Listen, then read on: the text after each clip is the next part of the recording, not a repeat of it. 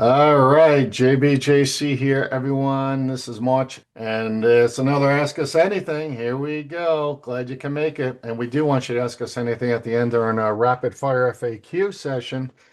For anybody joining us for the first time, that's me and JC. There's our contact info, FFL consultants. We are the FFL consultants. We'll also have this information up at the end of the recording or the end of the session. Contact us if you need us.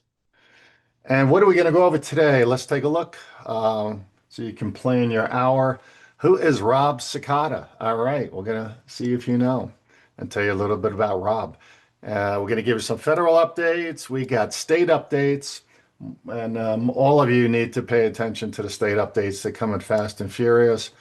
Not as many as last month, but let you know what you need to know. A little bit of compliance corner to present it a little bit differently today. And we're doing our always fun, true and false, test your knowledge, and then we'll do rapid fire, ask us anything. I think it's the best part of our presentation. JC, take it away. All right, Rob Cekada has cleared the committee and is waiting to be confirmed. We're still waiting on a date. Last time I talked to headquarters ATF, they're anticipating by the end of the month. So Rob's got a pretty good background in law enforcement across the board. He's been with ATF for quite some time. Prior to being deputy director, he was out in the field, basically as a regional manager, so to speak. Worked with him when we rolled out Operation Secure Store for the NSSF and a bunch of his teammates and getting that knowledge and education out there to try and reduce the number of burglaries and robberies that were happening at FFLs across the country. So, bipartisan support across the board. He is pro Second Amendment.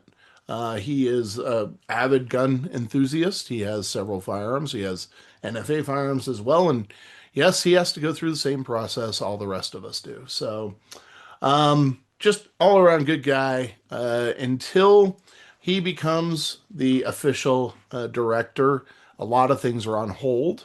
That can't be done until they have an actual director within the office. So, things like that firearm handlers check, the new 4473, and various other revisions with regard to the ATF and their policies and practices out in the field. So, the focus, once he is the actual director, confirmed director, they're going to be taking a number of regulatory actions to kind of undo some of the things that have happened in the past and really get back to common sense as it relates to the ATF and all that they do from operations, industry operations, as well as criminal enforcement.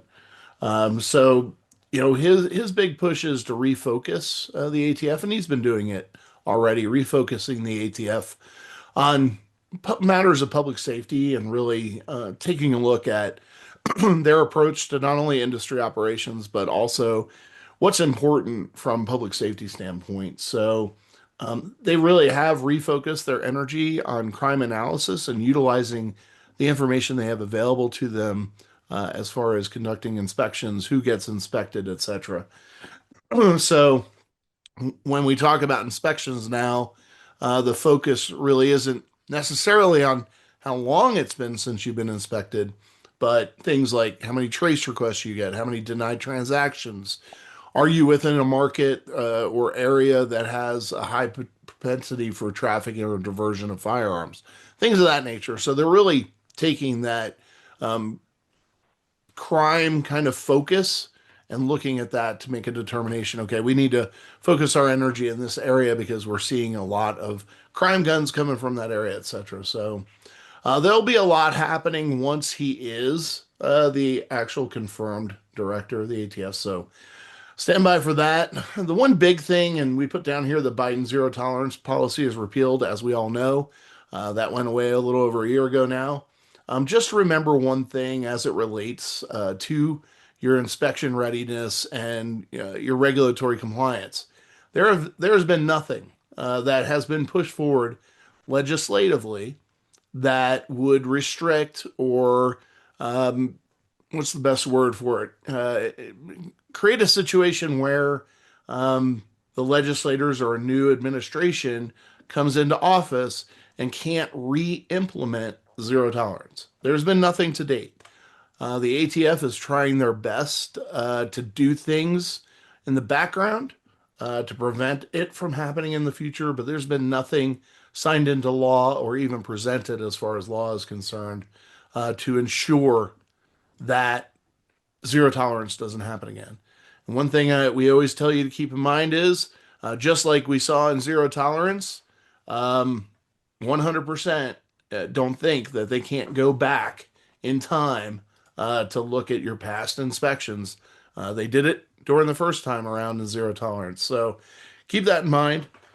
Make sure you're staying on top of your compliance efforts. All right, regulatory landscape. What are we looking at that's going to change? JB, I need some words. Thank you. The slide has to change, right? Yeah, thanks. JB is controlling the slides today. So, as I mentioned, the focus shift, definitely focusing their energy on crime analysis and time to crime and diversion activities. Obviously, big Caribbean push focus, as well as a big focus down in the Southwest, those Mexican border states. So you'll see a lot of the focus there, and you'll see a lot of the goal of the 3 to 5 years since your last inspection. Those two areas are really focused on it, maintaining that 3 to 5 year touch on FFLs in those states. When it comes to that type of stuff, and we're starting to see it, we've seen it in Colorado, where, the focus and energy is placed on that 3 to 5 year, trying to get to all the FFLs. Well, once that starts happening, you start to see the transfers and such migrating to other states. So we've seen it in Colorado, we've seen it in Nevada and places like that, to where you're starting to see an uptick in the number of inspections that are occurring, just because of the simple fact that the trends are migrating to those states. So ATF Technology Fast Track, that's really a big priority for them right now. As far as the eForms platform goes, I'm sure many of you have seen a distinct difference between just a few months ago and today, how much faster that system is operating. Now, you also have to keep in mind there's been a significant uptick in the use of that system because more FFLs have gotten SOTs, more traffic as far as silencers and other NFA firearms. So if you're seeing a lag, it could be just because of the overwhelming use of the system. If you're not familiar with eForms, you need to get familiar with eForms, because the goal of the ATF at headquarters right now is to move as much as humanly possible over to that eForms platform. So even if you're not an SOT, when it comes time to renew your SOT, you have to be on eForms. When it comes time to renew your FFL, it will be done via eForms. When you want to amend your FFL, it will be done via eForms. So all of these different things that you normally are used to doing via paper and an old way, it's all going to be out there on eForms at one point, and you will process all of that activity out there. So keep that in mind. A lot is moving to that eForms platform. We'll get into it a little bit more just here in a few minutes, but that dual regulatory framework is really rearing its ugly head. We're seeing a lot of stuff out of Colorado, obviously, Washington, California, New Mexico, Illinois, as well as places like Massachusetts. We're seeing a lot of different stuff going on out there from a state standpoint.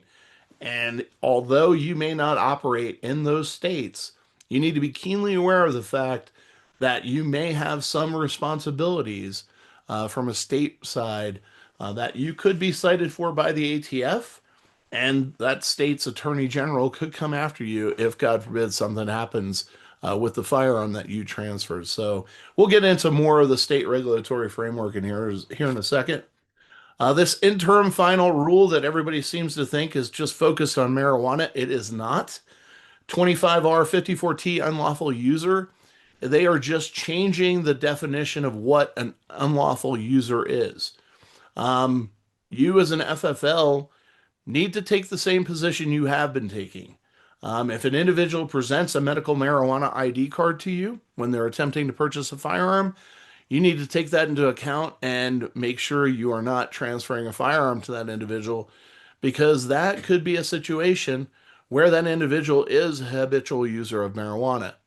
What this law has done, and we're going to put out more guidance on this, but what this law has done is essentially created a scenario for the individual, not the licensee, the individual to assess whether or not they are a habitual user or using over extended periods, and what an unlawful user is.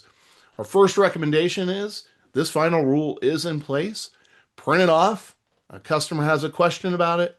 Have them read the final rule and see how they feel about what the final rule states and how they fit into that model. You don't make that determination. You let them make that determination. That is for them to decide. If they don't know, they should go ask an attorney. You are not an attorney. You're an FFL. Don't waste your time with it. Yeah, we had so many calls over the last month since this really was publicized regarding, is marijuana now legalized for gun transfers? So, Yeah. It and does not just thank you, apply to thank you. marijuana. Yeah, thanks to our wonderful president who legalized it for research purposes. They didn't legalize it for gun transfer purposes. So. And there on our screen at the bottom, this is the most serious concern we have. I guess we should have as firearms dealers. How will we, once this is approved probably after 60 days here of comments, is how will we decide whether or not someone who uses drugs and misusing drugs, has used drugs, or checks that box that they are a habitual user? How do we deal with that? So JC and I, we agreed last week we need to put together a guide on this, and we'll publish that for you guys and make that available to you. One-page cheat sheet. We want to get more better practice at providing these to you, but something you and your employees can do when big changes like this occur. So stay tuned for that. And again, if you have questions, put them into that chat room at the bottom of your screens. Put them in that chat box. All right, states to watch. JC, got some, what did you call that here? What did I call it? I Uh, the, called it the, a the, big headache. when the states are now required to do what the ATF already does, and Yeah, dual regulatory frameworks. yeah, So you're looking at it. These are the states where we're starting to see, or we have been seeing, quite a bit of regulations. And before, a lot of what was going on out there wasn't impacting you as an FFL per se, if you weren't operating in that state. But more and more, we are seeing these states right here, especially where there are requirements of your customers to abide by the law in their state, even though they're buying a firearm out of the state. So, Colorado is a great example, just because we're so involved with Colorado, because we're based here. Um, Colorado, if you're selling a rifle or a shotgun to a non-resident, the vast majority of the time it's a very legal thing to do. Unfortunately, laws get signed into effect that now will impact you as an FFL operating outside of the state. Because come August of this year, Colorado is one state and other states are adopting similar laws. Um, you'll require to have specific training, be certified, and have a permit to purchase in order to purchase a semi-automatic rifle with a detachable magazine. Also have these issues with ammunition laws and magazine capacity laws and things of that are really going to impact you. And the key here is previously you didn't necessarily have to be concerned with it because of the simple fact that you just had to know if there was maybe an AR ban, for example. In this situation, there are firearms that fit the definition that Colorado has put forward that can create a scenario where you think you're transferring just a standard semi-automatic rifle that has a 5 round magazine.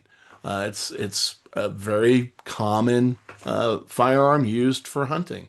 It's not an AR platform rifle, but because of Colorado's definition, the fact that it is gas operated, the fact that it does have a detachable magazine renders it a restricted item that the possessor must go through specific trainings and certifications in order to even purchase that firearm.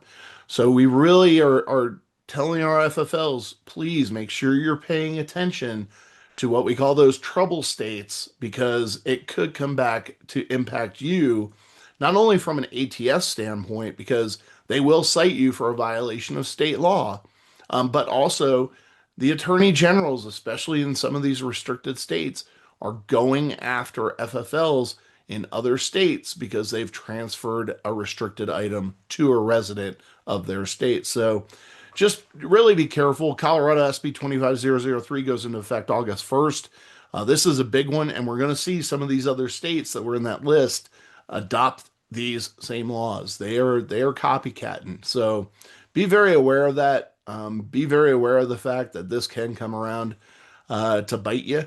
Virginia, huge, huge, huge example of fast and furious where the governor is concerned. They are pushing through laws. I don't know what else they're focused on, to be quite honest with you. I don't know if they're improving life at all for Virginians. What I can tell you is they are certain hot and heavy on doing everything they can to restrict your Second Amendment rights. So be aware of that. We have FFLs that we've been supporting for years that are based in Virginia that are now moving over to West Virginia or moving down to North Carolina, depending on where they're based in the state, just to avoid this stuff.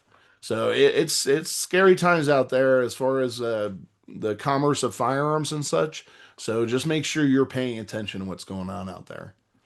Washington State, as of yesterday, they imposed this deadline, started July 1 of 2025, where you had to report all trace requests. Okay. Not much information there. It's not like the FFL knows what the trace request was for, whether it was a trace request just because the gun came in contact with law enforcement, or was it a trace request because the gun was used in a crime? The FFL has no way of knowing. Not a clue. They can say, received a call on this date, responded on this date. What the state fails to realize is an FFL only has 24 hours to respond to a trace request. Otherwise, they're going to be in big trouble. The state doesn't care. They want the information. What they're going to do with it, who knows? The only thing they know is the firearm and the dates, and that's it. They're not asking for much. They're asking for where the disposition was. And we had one FFL that the vast majority of the dispositions were actually to other FFLs. So, okay, great. The other piece of this was the fact that you now also have to submit your reports of violations for the last 3 years in the state of Washington. So every year you essentially have to certify that, hey, I had an inspection and they found X, Y, and Z. We don't know what they're going to do with that information yet. So these are scary times. So just make sure you're paying attention to what's going on out there. Yeah. Well, we actually have some good news on top of all the bad news. Yeah, there you go. Yeah.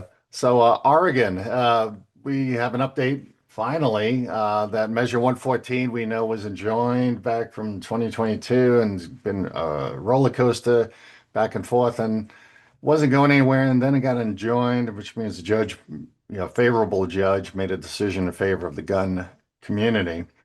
Then they introduced House Bill 4145, which actually is being heard, but again, has gotten some support from both sides. And the good news is that is now delayed. Should be concluded soon, but any implementation, if at all, will be over in January of 2028. So still pretty far off, even if it is passed. I mean, there's a lot of time between now and then for legalese and attorneys and lawsuits, etc. So Oregon is kind of off the hook for a while. We're proud to say about that.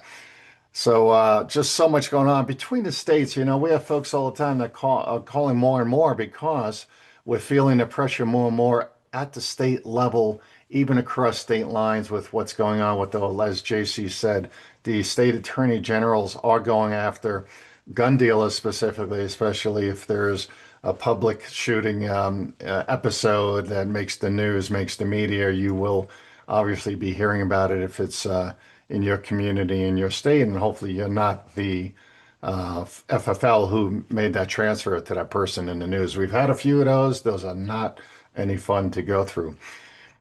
All right, JC, we're going to go through some compliance corner, basically on time-sensitive items that our audience needs to know about, right? That is correct. So, first and foremost, you all that are Type 7, Type 10s out there, please make sure you're submitting your AFMER. You can do that via eForms now by April 1st, even if you manufactured zero. Keep in mind, this has nothing to do with the 50 firearms and excise tax exemption. This is statistical purposes only, and this is the firearms that you actually manufactured and entered into commerce. That means you sold them. Okay. So you want to make sure that you submit this by April 1st. Again, if it's all zeros, then so be it. It's all zeros. But you do have to submit this information. So make sure you get that in April 1st and make sure that you get that stuff submitted via eForms. Much easier for you in the long run. Force reset triggers, just keeping you all in the loop. Force reset triggers have been deemed illegal in these states. Colorado is illegal to be in possession and or to sell a force reset trigger as of August 2026. So, make sure you're paying attention if you are, selling these to potential out-of-state residents and such.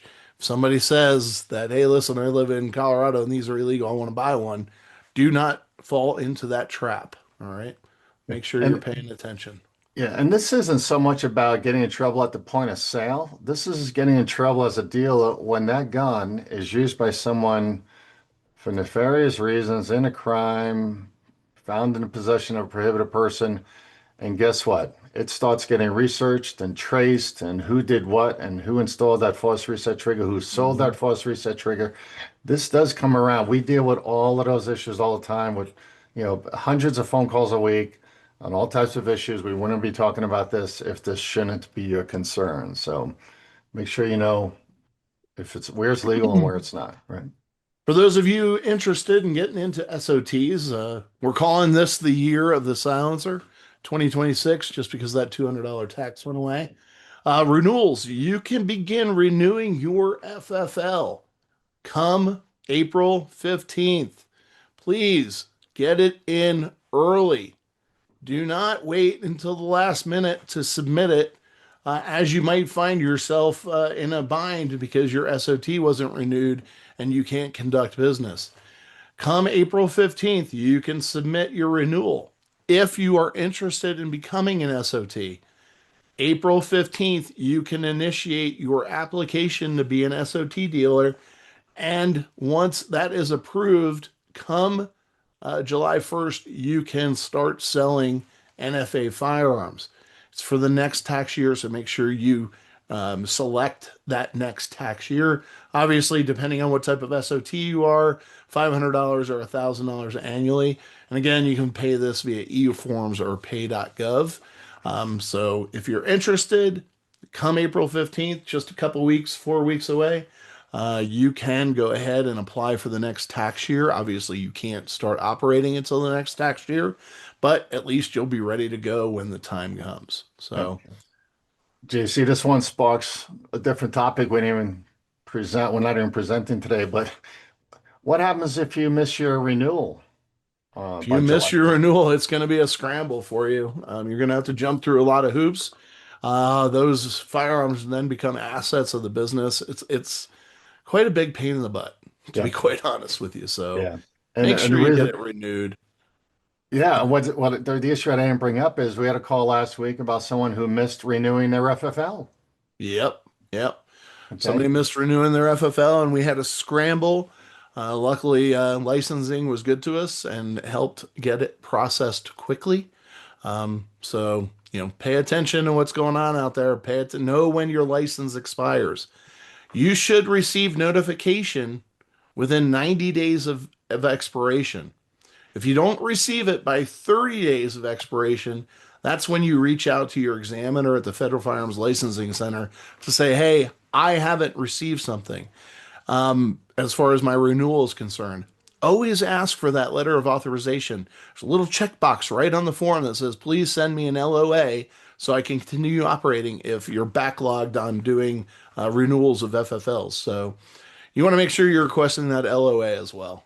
Yeah, and they do not send the LOA by email. No, they do not. It has to come US mail, so you got to give it time. You can't Yep. wait till the day before like many of you Unfortunately, it takes do. a week to 2 weeks to get all your paperwork. So Right. pay Right. attention. Yeah. All right, guys. We're going to go through ATF's inspections a little bit differently. Usually we tell you the good, the bad. We talk about people and what to do and tactics. Well, here we're going to show you the results, okay? And what we're going to do is go through very quickly just what happens when you get a report of violations. Uh-oh. Now, here's why we're showing these. These are not crazy. These are not the really, really bad ones. These are the surprise ones. They were very surprised when we sat in on these closing conferences with our clients over the last couple of weeks that they even got a report of violations with the amount of firearms they had, the amount of forms that were reviewed, with the few incidents of concern that were highlighted. And most of these issues, when they were brought up by the IOI during the inspection, the comments were, "Oh, don't worry about that. Just fix it. Oh, just fix that. Oh, don't worry about it." And lo and behold, we were shocked when the closing conference came. We sit in by conference call. That's how we work with you guys on this. And we were presented with a report of violations for items that we were told not to worry about. So getting back to the original part of this presentation where we think we know what's coming, we're concerned, JC and I are concerned that maybe it's not what it appears to be. So maybe it's by region, maybe it's by office, maybe it's by director. Maybe the new boss is coming on board and everyone's worried about how they're going to look in his eyes.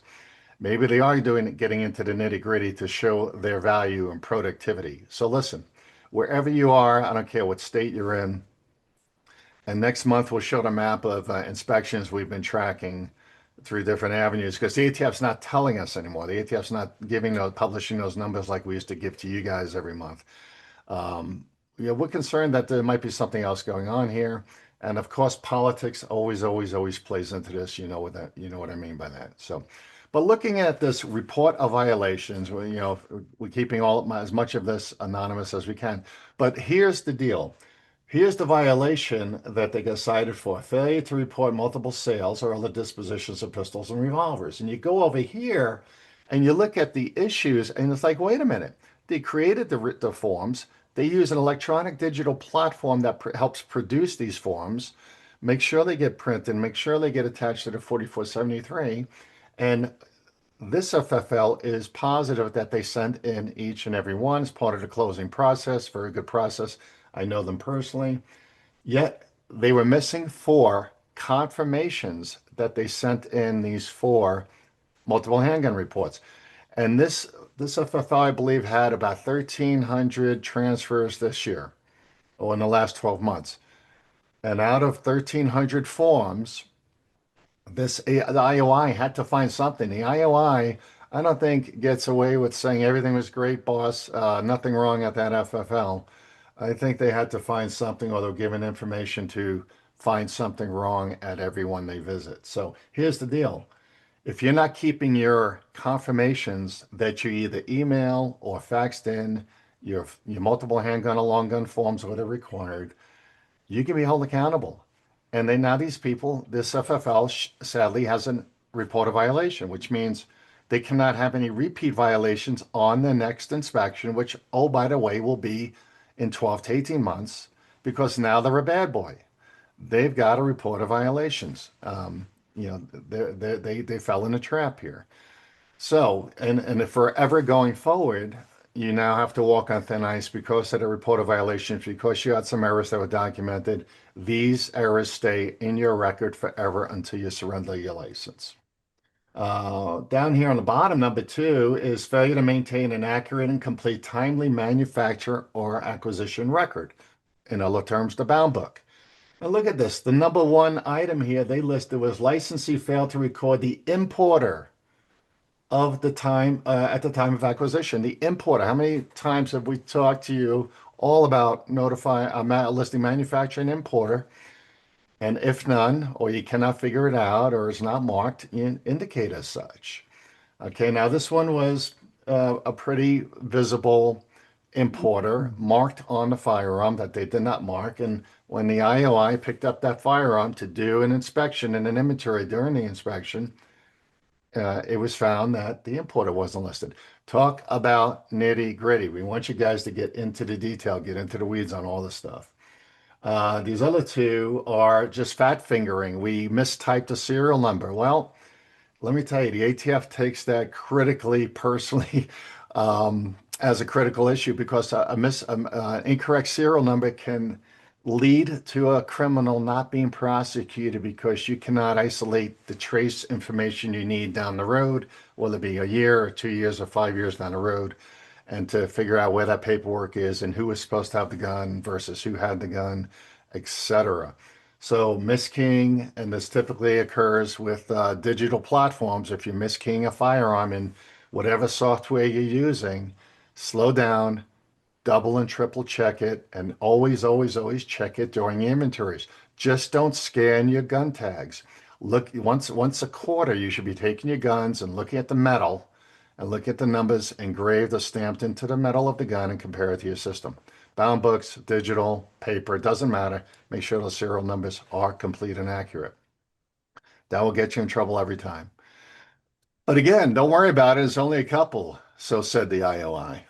Here's a different one. This one said they had a failure to obtain a completed 4473. Holy smokes, that can take into so many different things, right? But that's the law, that's the statute in the Gun Control Act. And over here, on number one, they put the wrong county. Can you believe it? They named the city instead of the county. All right, how many times have you seen that in your paperwork at night or at the end of the week when you're checking it over and making corrections? But hey, this is a customer issue. The customer incorrectly put Houston instead of Harris County. And, our little IOI was nice enough to list this as a report of violation, hence a report, a 12 to 18-month follow-up, hence adverse action down the road that can lead to more adverse action, warning conference, or revocation. Not good. All right. Watch the county. And this is the one field in all of the software platforms that cannot be regulated. Anybody can type in the wrong information there. We often see USA and United States. You all know about that issue. But here, they got to have the right county. So make sure that does not happen. Number two, they had the missing customer signature. Oh, wait a minute. Two, three, four, five, and six. Missing customer signature in box 22. What does that mean? Well, when we dug into it, the electronic signature pad was not capturing enough of a signature to really look like a signature. Maybe it was a couple dots, maybe it was disconnected lines. But in any case, the IOI could not ascertain or confirm a signature in that box and relate it to the person who might be on the form. So, hey, if you're using electronic signatures or electronic signature pads, make sure they are legible, readable, decipherable, can be connected to the owner of the firearm. And if necessary, print that form and let somebody wet sign it or use a pen if necessary if your equipment is not working correctly. But hey, this stuff is critical and we just don't want you to get a report of violations. We don't want you to get into the hopper, as we say. All right, here's another one, another FFL. It was unlawful to sale or delivery of a firearm in a violation of state law published local ordinance, which means this is an FFL that is connected to Illinois. One of the Illinois residents came over, bought a gun, and they forgot to check for and document the FOID card. And they sold it without documenting it or providing a copy or in any way confirming that they checked it. And what this was is an out-of-state sale. Now, with the FOID card, that would have been fine. But not documenting that firearm owner ID card, as some of the states do have, yielded this IOI to list it. Now, there was nothing wrong with the background check. There was nothing else wrong. It just didn't have the firearm owner ID card. And the reason she cited this was because on other prior sales, other employees did check for it and document it properly on the form, put a note in box 32 or in box 20, up in 29 maybe, and noted it. And because other employees at that establishment had done it correctly in the past, she wrote them up for one person not doing it. Now, this one's really, really, really sad because this FFL, great FFL, only had a two-page report of violations, had over 6 or 7 thousand transfers this past year, okay, and got written up for one FOID violation, okay. At the bottom here, number two, failure to maintain an accurate, complete, timely manufacturer and acquisition record, an bound book issue. Guess what? If they can't find issues on your 4473s, they're going to go after the bound book, and they did. Failed to record A&D record to inventory during current inspections. Basically, this FFL had two firearms come in. They were going to be transferred to they came into gunsmithing for repair. It was decided to send them to the manufacturer right away. They sat someplace in staging for 2 or 3 days to be packed up and sent to you on UPS back to the manufacturers. Someone failed to log them into the gunsmith book. Oh my goodness. We failed to log them into the gunsmith book. She found them in the store. They weren't logged in. They got written up. Okay, nothing critical, nothing off our critical report list that we give you guys. So we say get it right the first time. It's the most important thing. Get it right the first time because the adverse action program has not changed at all, will not change, even under Rob Cekada, new ATF guy. As much as we might love him and he loves you, he cannot change the Gun Control Act. And the adverse action program is part of the Gun Control Act from 1968 has not changed, will not change as far as we know. So get it right the first time and make sure these are those critical violations and best practices to make sure you guys are doing it right each and every time. And you can download this right off our website at fflconsultants.com. Just go to the forms and tools page and get it right there. All right, JC, I think it's time for, you know what? True or false? Little I'll tell true you or what. false here. Why All don't right, we try guys. something new this time, JB? What's that? Rather than getting a bunch of stuff in the old chat box, how about we just do React? The React button is on your toolbar, Oh, yeah, and I there you go. believe you have a, thumbs up or a thumbs down. Okay, everybody. Everybody good with that? Everybody know how to do that? Let's get a couple tests. Everybody Yep. give us a Thumbs thumbs up. up if There you go. Thumbs up. That's a true. Let's do thumbs down. Let's do thumbs down for false. There you go. all right. Oh, Thumbs this is down. gonna All be right. this is gonna Everybody be knows what great. to do. Good, All good, right. good. All right. You guys are This will be pros. an interesting one. We've got a lot of trick questions just to give you a heads up today. We do Yeah. have a lot of trick questions for you. So, Now, here's what we did also. We took the questions like you call them into us. Okay. So yep. you guys are doing great with the thumbs up and thumbs down and the okie. I like the okie dokie sign too. So Yeah, okie dokie is good too for a yeah. thumbs up. That's All perfectly right. fine as well. So these are questions, just like you call them or text them into us. And so there might be a little twist. You got to dig into some of these. So right here we go. Ready? First one's going to be, I can do a background check for a customer to see if he can pass before he selects a firearm and before he completes the Form 4473. True or false? Thumbs up or thumbs down? I can do a background check before my customer buys a gun.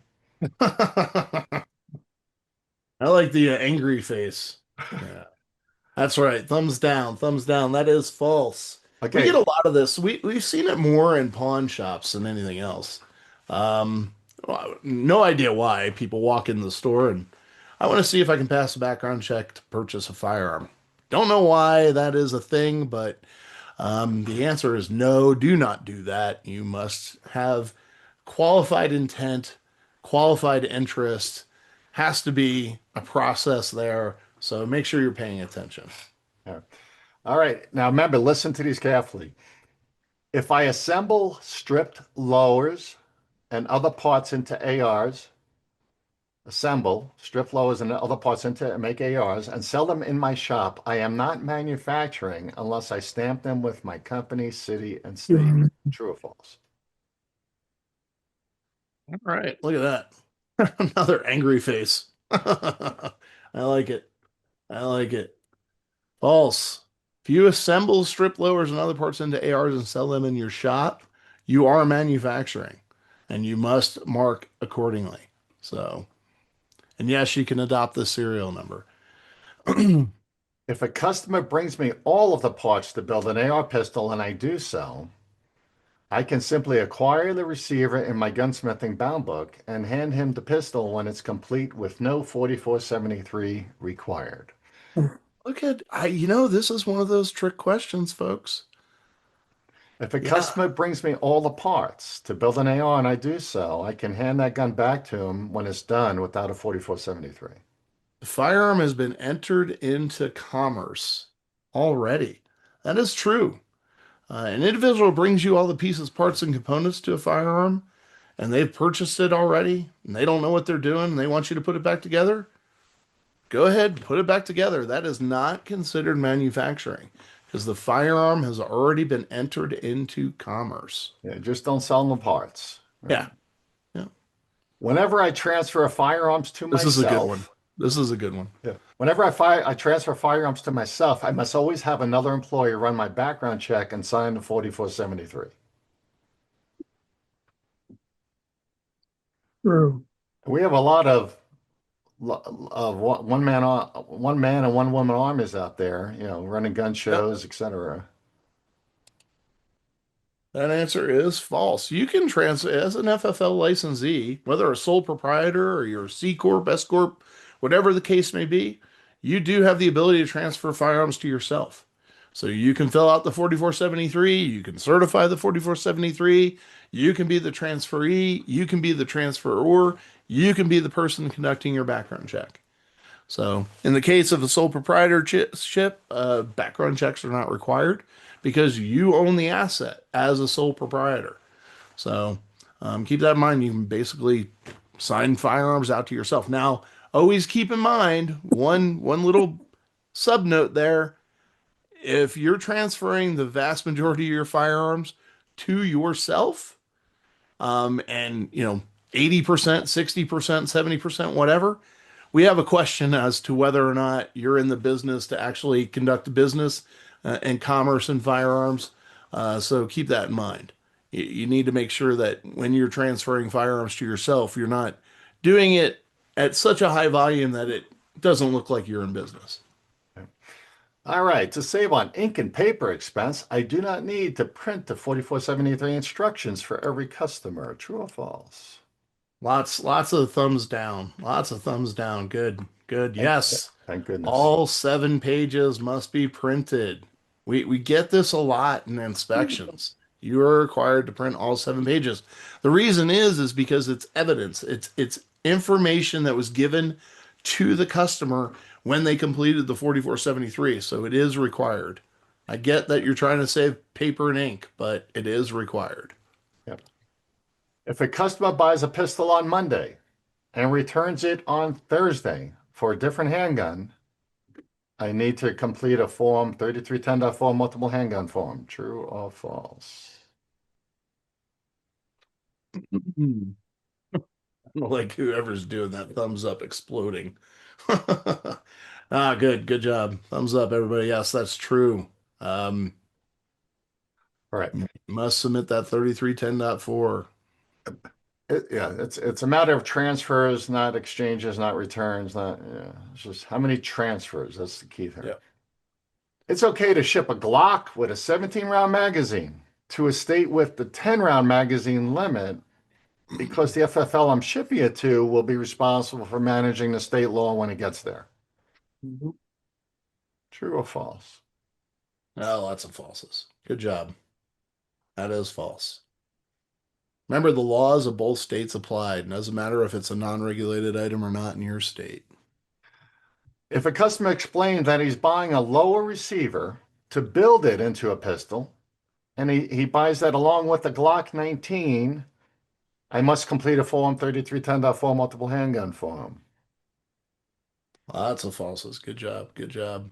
Yep, that is false. Remember, you're selling him a receiver. What his intent to do with that receiver down the road is neither here nor there. That has nothing to do with you. You're not selling him a handgun, either a pistol or a revolver. All right. If I have an out-of-state customer in my store and I'm aware that he has ammunition restrictions back in his home state and he wants to buy ammunition to take home, I should not sell him ammunition that may be deemed illegal where he lives. Correct. What do we got? That's a thumbs up. All right, true. True. Now, there can be exceptions, maybe someone's coming to your state to do some defined hunting and he's all excited and he's got a good story. Hey, that's probably okay. He's buying hunting ammo for his hunting rifle, but to take home, not a good idea. I should not worry about selling long gun ammunition online to a customer as long as they indicate on my website that they are 18 years of age or older. True or false? Should not worry. Lots of thumbs down. Good job. All right. If an active duty military person has PCS orders at my local base that are effective next week, I can run his background check and simply not dispose his firearm to him until his effective date. True or false? That's a thumbs down. That is correct. Remember, the effective date of the orders is when he can claim residency because his PCS orders create that exemption. It establishes residency in the state. If my state allows for a state-issued carry permit as a NICS background check exemption, I can accept the permit if the address is not current. This is a good one. This is a good one, and it comes up quite a bit. See, you got trues and you got falses. So, yes, it is true and false. Just note that there are some states that have laws that require an individual, if they move, to notify the state and receive an updated concealed carry permit or license to carry, whatever your state calls it, within 30 days of that move. And we've actually had an FFL who recently was cited for this violation because the IOI knew the law within that state. So keep that in mind. There are certain states that require this. So best practices, if you're using the CCW as a NICS exemption, make sure that everything is correct and you know your state law. That's your best practice. All right. We've got honorable mention here. We're going to call out one of our preferred partners, Celerant, in case. How many of you use Celerant? Give us a thumbs up if you're using Celerant. So anyway, honey, that is the hoping I want. We mute that. All right, Celerant has two great platforms for you guys. Cumulus Retail is kind of the smallest standalone, get started type of platform, and they've also got let's see what I forget the name of the other one. They got Cumulus Retail. Oops, Cumulus Retail, and we've got Stratus Enterprise. There you go. Yeah. Now, these systems are great, guys. I know everyone's cost conscious. We probably get 5 or 10 questions a week. Who should I use? We don't have any one provider that's the perfect fit for you. You have to find who's right for your size store, number of transactions, type of business, whether you want online or not online sales, whether you want marketing integrated, whether you want website support. One of the cool things with Celeron is they also directly interface through technology and APIs with a lot of the distributors, so you can buy and order your guns right away and do all that fun stuff. So if you're looking for a higher end, got all the gusto behind it, Celerant is one of our great preferred providers. If you want a list of all our providers, just get in touch with JC or I. We can always send that over to you so you can make your best choice that fits your business platform. And we thank Celerant for being one of our partners. So just an update. Again, we mentioned last month that our FFL Consultants new site is built. The only problem is we are still onboarding folks, believe it or not. We've got beyond our expectations, filled the capacity. We're great. We're happy, but we got so many people we're talking to, a lot of new VIPs. So thank you, all the new VIPs. A lot of you are on here today. Thank you for all the calls. I've got a call right after here with someone else. to spend about an hour or 90 minutes with you explaining everything you missed for the last 3 or 4 years. And that's where we're getting a lot of our content for these training sessions with you guys, because we realize how many FFLs out there just don't know all the rules, because it's almost impossible to know everything. That's why we do it for you. But hey, guys, VIPs, this week, next week, you are going to get the onboarding package. You're going to have to sign click some agreements, make sure you understand and know how to get to us, and also get access to your VIP library. So that's all coming. Right after that, we're going to be loading our FFLC Academy into the site. It's going to be a lot of fun. Everything in one place for you and your employees. You're going to be able to manage your employees, see what they're doing, see what courses they're taking, give the permission, sign them up. When they terminate, you can cancel them, etc. So if you want to know more about our VIP program or what we have to offer, go to our website and just hit the pricing page. Here's the great news. We've spent a lot of time over the last 2 months with everything happening with the states to update your restricted states guide. It's available out on our website for anyone who visits. Just go to the forms and tools page and download it there. It's updated as of 2 days ago, a few days ago, March 10th, we updated it. We added the minimum melting points for firearms because we started getting a few calls from one particular state. So someone must be asking, maybe it's the state inspectors, maybe they're coming and looking at inventory, but there's a lot of cheap guns out there made with cheap metals, zinc alloys, and different metals that melt at 800 or 900 or 1,000 degrees, and they're dangerous, basically. There you go. Shoot too many bullets through there, you're going to achieve that melting point and maybe have a misfire or some other catastrophe you don't want to experience. So anyway, we added minimum melting points here and one of these sections. Anyway, you're gonna go see it, and it's all self-explanatory. We also thought this was a great idea when we had 3 pages of information for all of you, but over the I guess 2 years or 3 years we've been doing this guide for you. It's now 11 pages, but it has absolutely everything you need to know about getting it right when you're dealing with someone from another state, shipping ammo, dealing with black powder, antiques, you name it. It's on here. Exemptions, except permits to purchase. It's all on there. One-stop shopping for getting it right. Here's that list of critical violations. Again, download it from our website on the forms and tools. Make sure your employees not make sure employees know to make sure they're paying extra special attention in all of these areas to avoid any future adverse action. Where are we going, JC? We're going to Ohio. Here's where we're going in March and April. I'll be excited to see anybody at Texas going to Texas TAP, Texas Association of Pawnbrokers event. Give me a thumbs up. I will be there in 2 weeks. Make sure you go. Make sure you come say hi.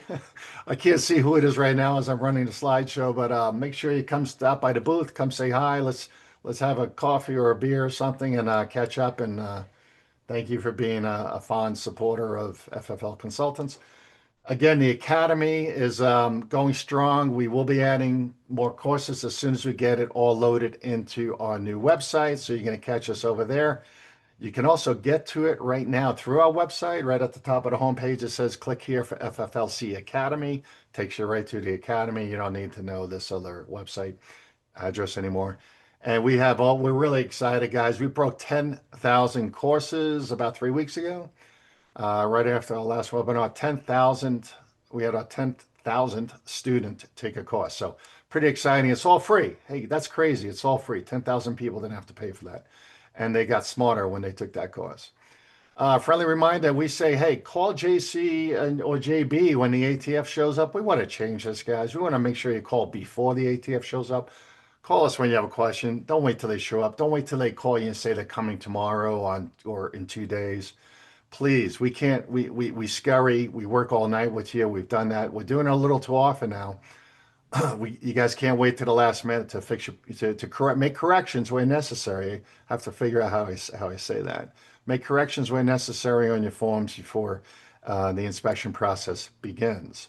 So get it right the first time and stay on top of everything daily. Be inspection ready every day. And here we are, JC.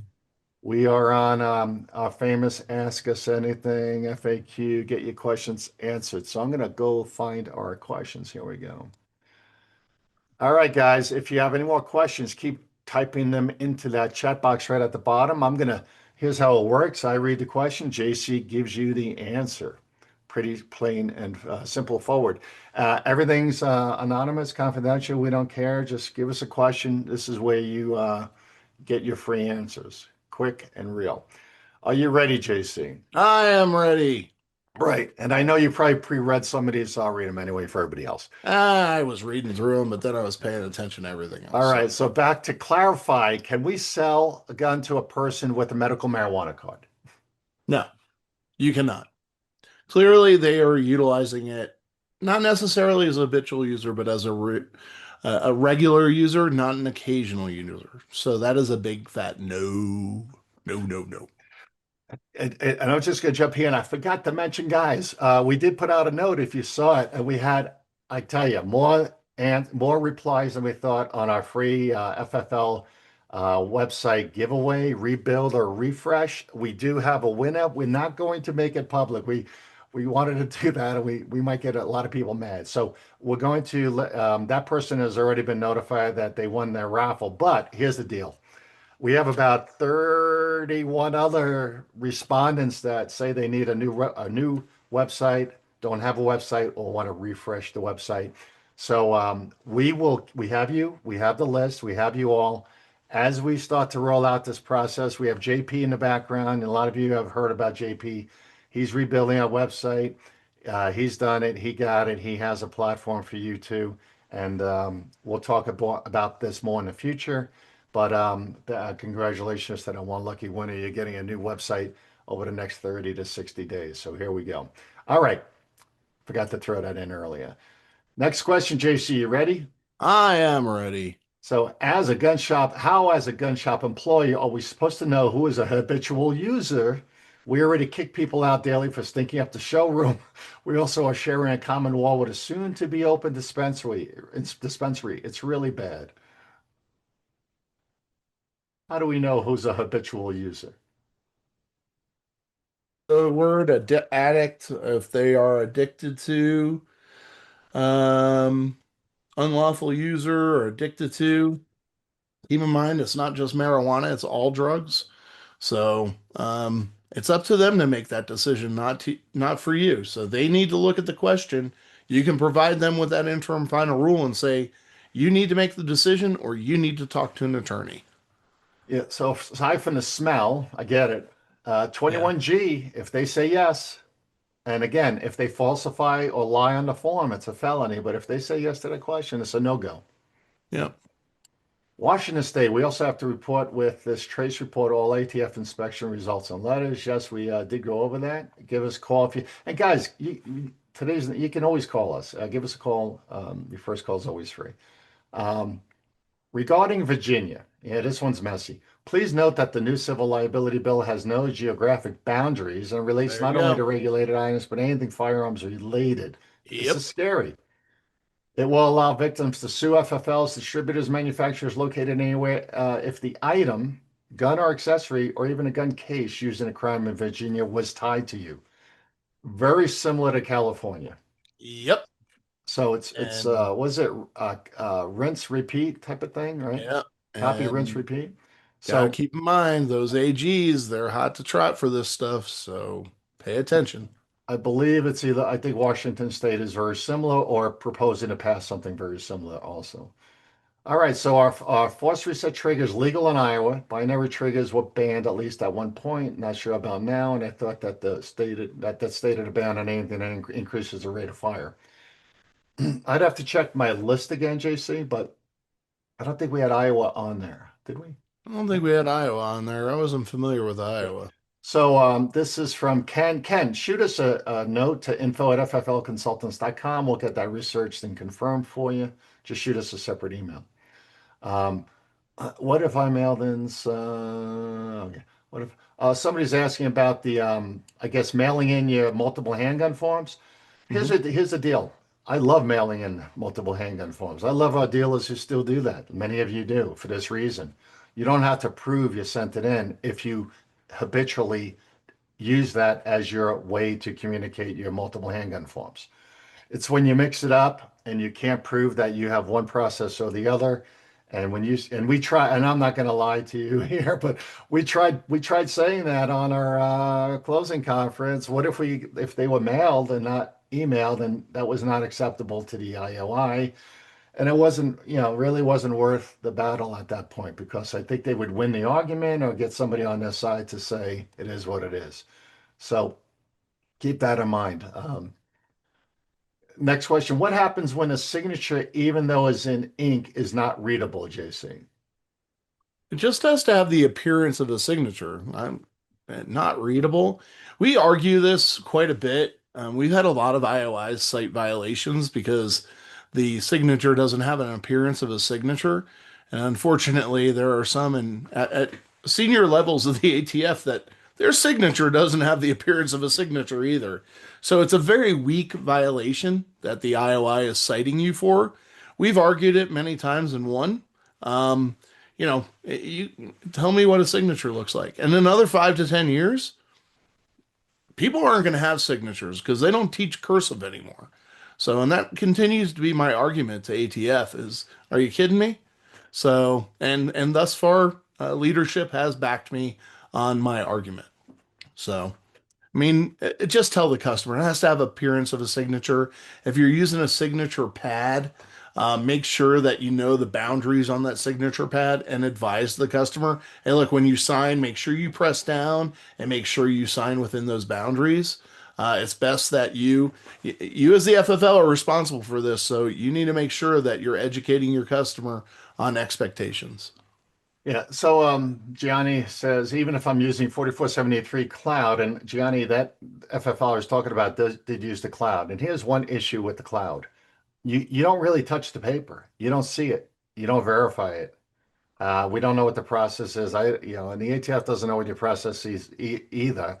And we've, quite frankly, had a lot of cloud storage FFLs, fall short of having a great verification process in place because they think the cloud's doing it all and the platform's doing it all right.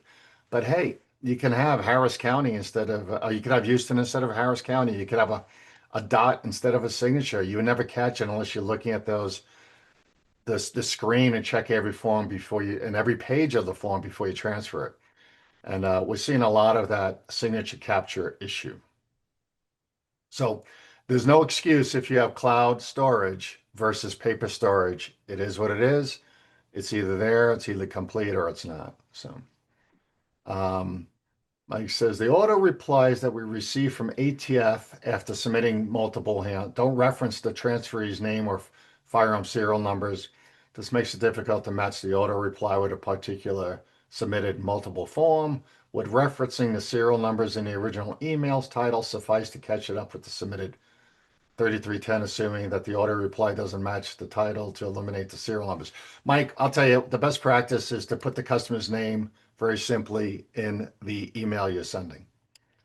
Okay. That's what most FFLs do. Hopefully that answers that question for you. And putting a serial number in, if you want to put more information in the subject line, that works well too. All right, JC, if an 18-year-old declares he is buying 9mm for his rifle, can we sell it to him? Yeah, absolutely. If he's indicated he's purchasing it for a carbine rifle, sure, why not? Go for it. As long as the intent is there. Yeah. And that's some due diligence on your part. Ask the question. Yes, get the What are you story. using it for? Yeah. When All that right. law came out, that law came out years and years ago when the most common multi use ammunition was 22 LR. So nowadays, 9 mil, 45s, 40s, there's tons of crossover. So you're fine. Yeah. You still got to, just confirm the age if it's a Yeah. handgun. Yeah. Just make sure you're able to raise your right hand and testify to your process. We talk about the process all the time. Yeah. You're going to have to say, this is what we do each and every time somebody buys handgun ammo and they look a little young. Yep. All right. Someone says, I am confused about completing a 4473 in advance of a customer purchase. Why can't we go ahead as long as we know if it is a long gun or a handgun? Say that again. Says, I'm confused about completing a 4473 in advance of a customer purchase. Why can't we go ahead as long as we know if it's a long gun or a handgun? I don't know what that means. No, the purchase requirements are the individual has qualified interest, qualified intent, initiated the 4473, has an intent to purchase that firearm from you. Why would you initiate all of that and then have the customer walk out the door? I mean, obviously things happen, a customer forgets their wallet, type scenarios, but I don't understand why you would delay processing the background check Yeah. and all of If admin, if you're still on the call, can you hit your space bar and kind of explain it? Is this about filling out the 4473 before section A is completed? Before you have the firearm information? I don't think we're follow or tracking on your exact question for you. You can hit the space bar and talk if you want to, or just type it in and we'll get to it later. Well, here, let me just take it and see if this fits. So the reason why, if the individual's unsure if they're buying a long gun or a handgun, whatever the case may be, and you want to proceed with Section B, if you look at Section B at the very bottom in that certification, it actually says, where is it? Right about it's in the signature paragraph. Yeah, I'm looking for it. Uh,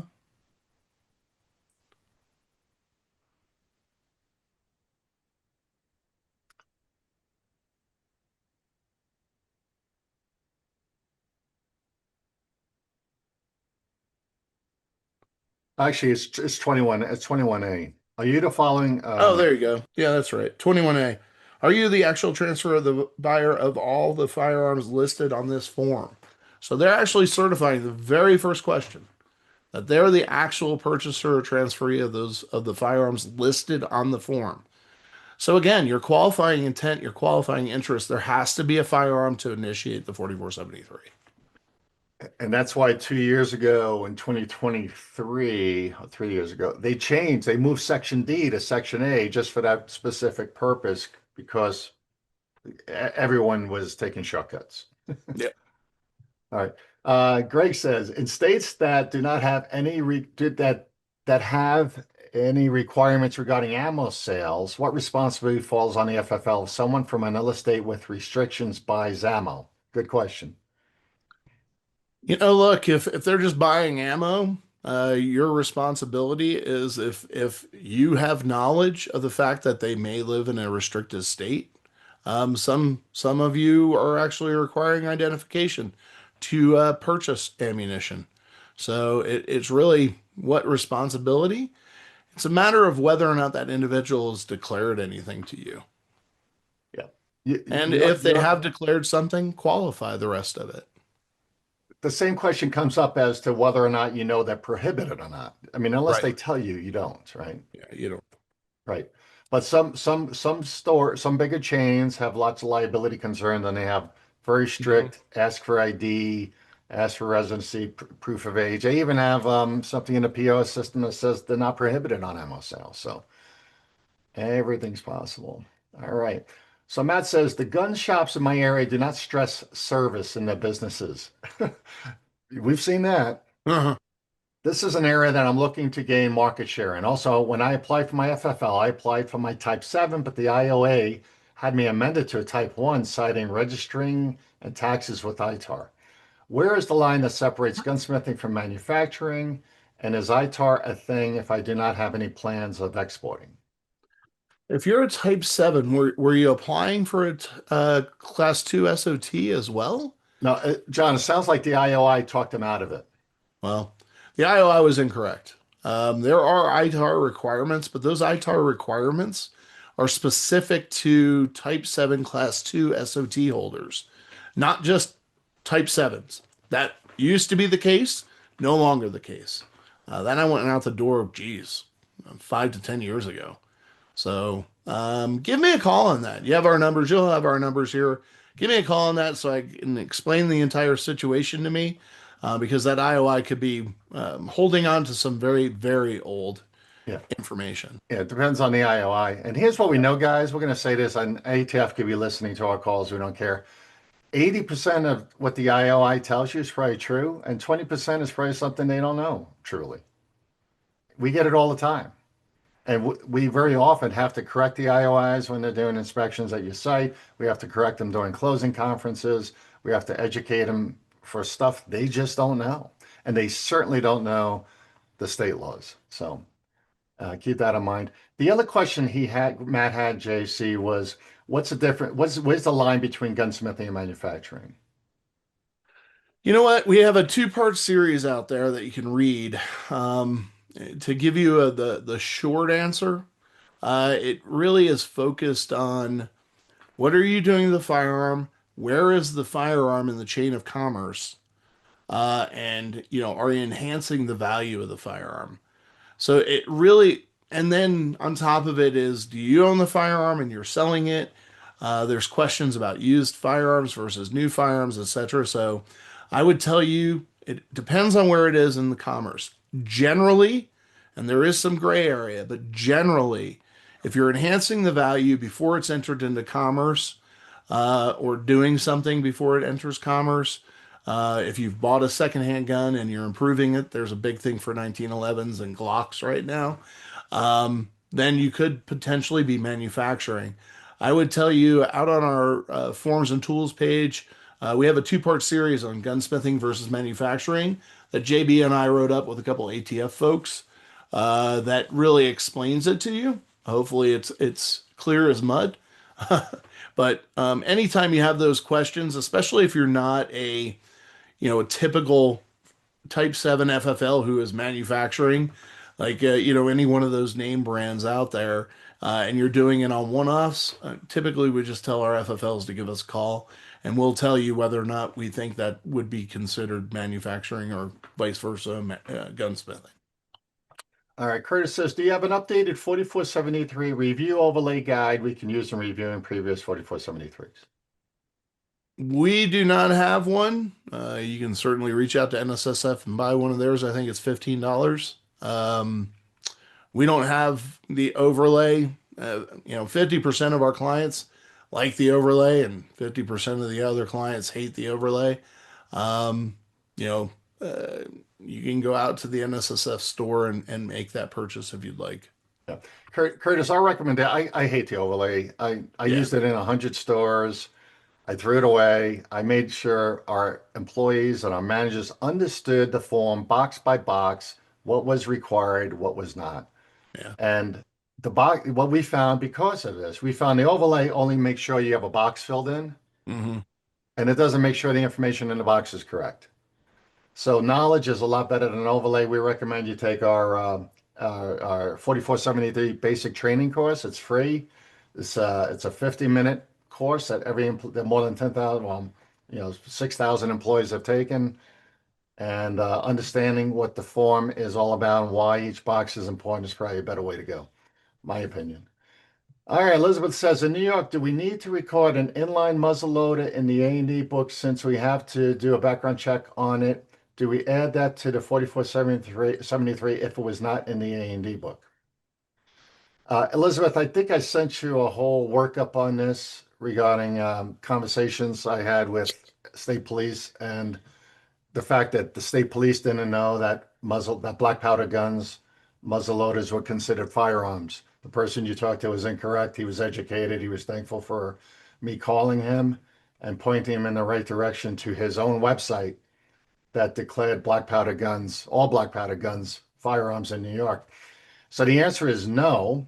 Just because you have to do a background check does not, and you can use a 4473 when they're buying other guns. It is not required to be on a 4473 nor in your bound book, because it's not a federally regulated, ATF regulated firearm. But for all of those states where black powder is regulated, you need to have documentation someplace that you did a background check and verification that they passed. So that was a real doozy, and thank you for making me do that. It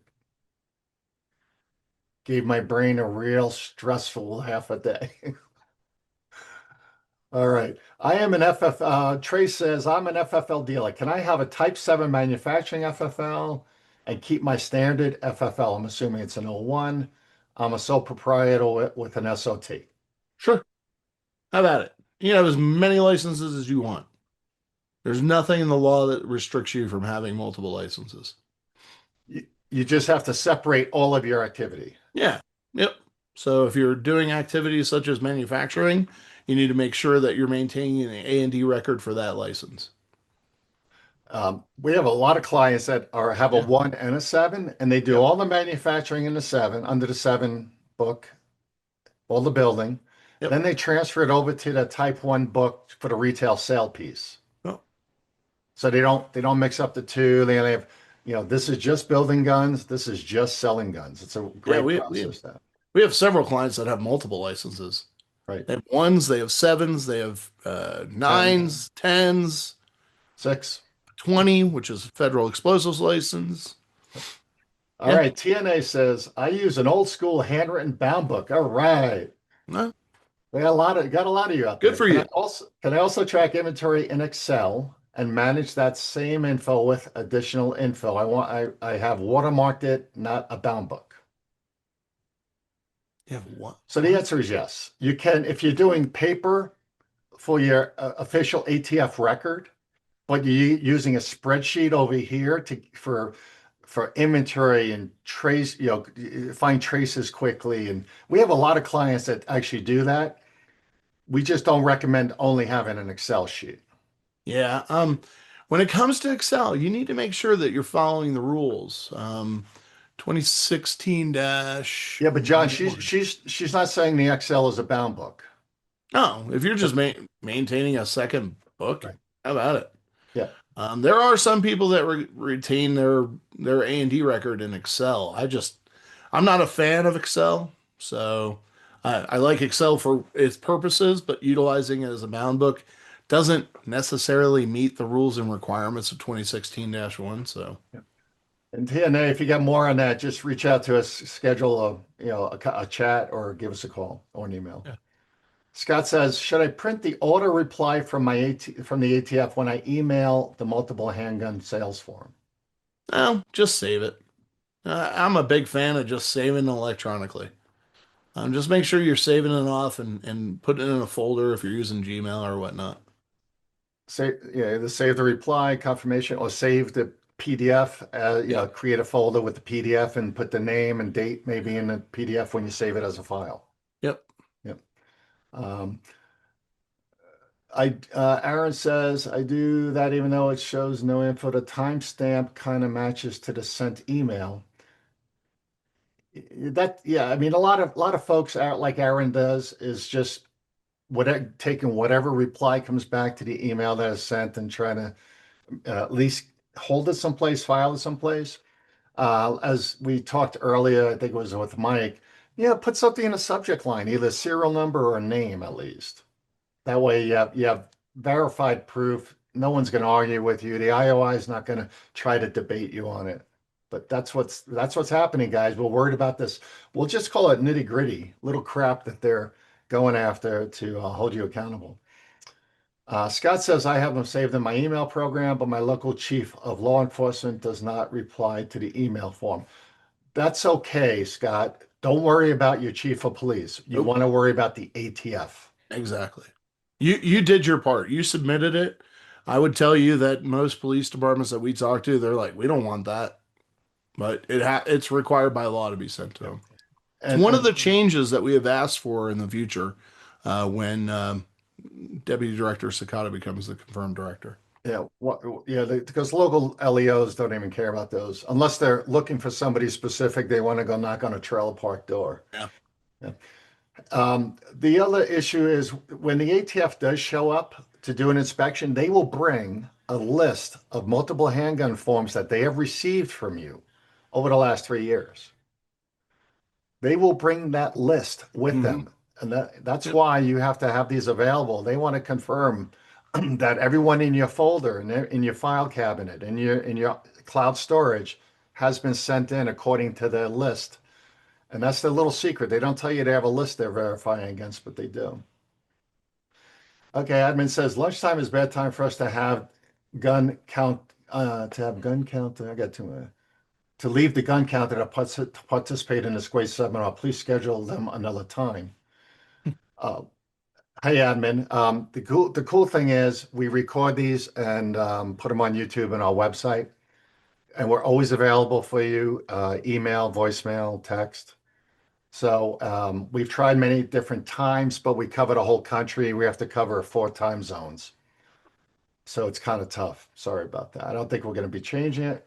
We'll put a survey out. We'll see what the rest of you say, but we're not sure if we're going to be able to change it. Plus, we have other calls. We have one before this call. We have 2 after this call. So we'll see what happens.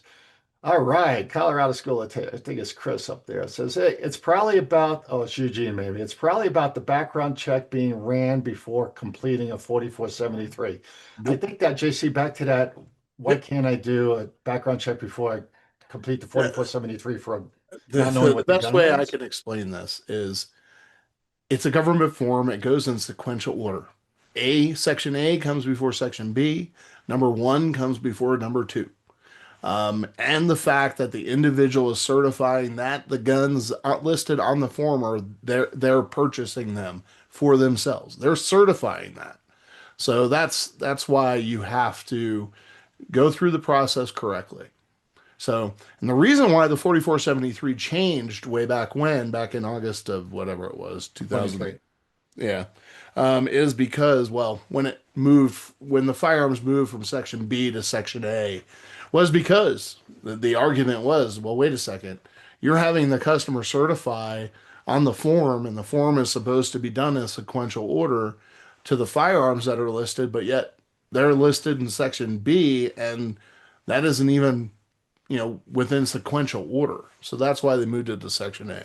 Yep. And just a heads up, guys, we've fought a few of these. If the ATF or FBI NICS catches you doing it not in A, B, C, D, E order, you can have your NICS rights revoked. Yeah. Yeah. No more background checks. What does that do to your business? Yeah. We want, Yep. and you can't do it before they've chosen a gun because that form again has to have a serial number on it. So, all right, Aaron, how are you running NICS checks without the customer present? Well, you're not allowed to do that either. Oh. Matt says, I'm currently a home-based FFL, but would like to get into a brick and mortar for obvious reasons. I was on the webinar last week, Thursday, which Celeron to JC mentioned past success getting something back based into brick and mortar. Should I start with the consultation and move from there? I'm wondering what needs to achieve, what a realistic timetable looks like. Hey, Matt, sounds like you're ready to go. Just schedule a chat with us. We do a 30-minute chat for free. Just go on our line website, FFL Consultants, schedule time with us. We'll hook you up. I mean, just get a half hour, and if it turns into an hour, that's fine. We do this all the time because we want you to be a valued client supporter for life. It's not about just next week. So we'll help you get there.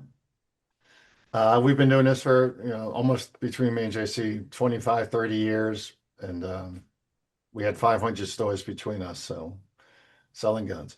Gilbert says, can I ship 17 round mags to Oregon because the new law banning mags over 10 rounds has just been blocked by a judge? Yes, quick answer. That was covered in my earlier Oregon. There's nothing going on in Oregon right now. Everything's still good. No restrictions. Langford, we quit using something because the 4473 overlays because folks didn't retain the information and did not use them correctly. Exactly, Langford. Yeah. Yes. They become a crutch. They don't become knowledge. Yeah. Right. Correct. Admin says, we're just going to skip past this. Okay. Let's go to Tony. The certification of Section B and how they answer the questions are certifying that the specific firearm on the forms is actually a gun they're buying. Yep. And again, guys, it's not about the form and the background check. It's also about getting the story. The story occurs before you ever fill out any paper. Why do you want it? And what are you going to do with it? Okay.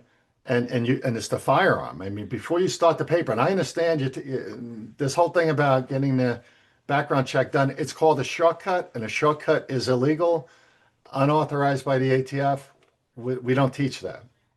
Okay, it's illegal. Read the top of the form. If you don't follow the form, it's a felony, both for the consumer and for the FFL. Be careful with this. It's Yeah, not, you don't want to get a falsifying violation for falsifying in any way either. that's immediate revocation. Yep. Yeah. Anybody, and I go to my local dealer. I'm going to tell you, my local FFL where I get my transfers, he has me fill out the form before they ever bring the gun out from the back room. And they do the background check and they get it started. And I tell them every time they're going to get in trouble. If anybody's watching, they're going to get in big trouble. And it's been years, but they'll get caught. My admin says, when we get a new employee, can they fill out a 4473 and submit it on Nix for training? No, absolutely not. There's no qualifying interest or intent. Unless they're actually buying a firearm and legitimately purchasing a firearm, absolutely not. Yeah. Hey, admin, that's why we created the FFLC Academy. It's basic training, preventing straw purchases, how to describe firearms, and how to complete the 4473 and do the background check. So, yeah, guys, let me tell you, don't get in. There's certain things we can, a lot of things we can defend you against. There's a lot of things we can't. So we teach you how to do it right. Tony says you can't just submit a Nix check for practice. Absolutely right. I would recommend a seasoned staff member walk them through the process, do the online training. All right. Curtis says we need to separate the FFL from the training company. What is the process to do so? If I create a new company, must I close out the original FFL license and apply for a new one? Yeah, if you're operating, you want to operate as two separate entities. Yeah, what you would do is stand up the new entity and we'd make a determination of whether well, in the case of a new entity, you would just apply for a new FFL. Make sure that, timing, just reach out and talk to me and I'll talk you through timing and what you need to pay attention to in order to facilitate what you're trying to do. And guys, remember, JC is the licensing guru. NFA and licensing, everything, and manufacturing. JC, don't call me. I'm just gonna move it up. I'm just gonna give you the JC. So, okay, Gilbert, can I ship 17 round magazines to Oregon? We did that, right? Yeah. I was typing question. Oh, okay, got it. As usual. All right, Langford. During our inspection, they found a few 3310s attached to the 4473, but no record that we had sent it. We were able to pull up the original email sent to them and confirmation receipt. Yeah. And the ATF, which got us out of a potential issue. Awesome. Yep. Yep. Absolutely. You had proof, you had evidence, you submitted it. And trust me, they're human, they're fallible as well. And when this stuff goes in the National Tracing Center, they're getting all kinds of information in, whether it be 3310s, whether it be 3310.12s, 3310.11s, trace requests, all that stuff. And those are contractors. Those folks are contractors. So, people are fallible. They make mistakes. Things get missed. Things could end up in spam. Who knows? So, yeah, guys, last year there was 400,000 traces. Imagine all that paper getting printed at the tracing center in the middle of all your multiple handgun forms coming in as well. Stuff gets lost. That's why you need to keep receipts that you sent it. They lose it. You don't. We know that. That's why we tell you what to do to combat that debate during the inspection. We don't want you, just getting that hassle. It's ridiculous. All right. So JC, guess what? Oh, one more here. Rico. Hey, Rico, baby, Michigan. Here we go. Has anyone been getting confirmation from ATF of receiving a 3310? He hasn't been getting any in weeks. And he's sending it to the correct email. Make sure you are sending it to the correct email. I will tell you that. It is sales, not sale. Yeah, we actually had that with a couple customers under the Biden zero tolerance issue. That was a mess. They were sending it to. They had to prove that they were sending them to the wrong emails, which was verified. Okay, RC. Hello, RC. Nice to see you. Another Michigan. I think Michigan, right? I own the property where my shop is located. Oh, so Rico, anyway, get me online if you still have a question though. RC says, I own the property where my shop's located, and there are 4 separate commercial units. My FFL license only lists the main address with no unit number. So can I conduct business from any unit at my property? Yeah, they're Yeah. outbuildings. You could. Are they outbuildings or is it like a strip center? Does he answer? I believe they were attached. It's a strip. They were attached units. Yeah. Typically the ATF, when they do your application inspection, they'll notate, it's unit 201A or whatever the case may be. If they didn't, then, and those units are connected in some way, you shouldn't have a problem. RC, you can also have a second address on your FFL. That's just an update, real easy. We can add that through a form.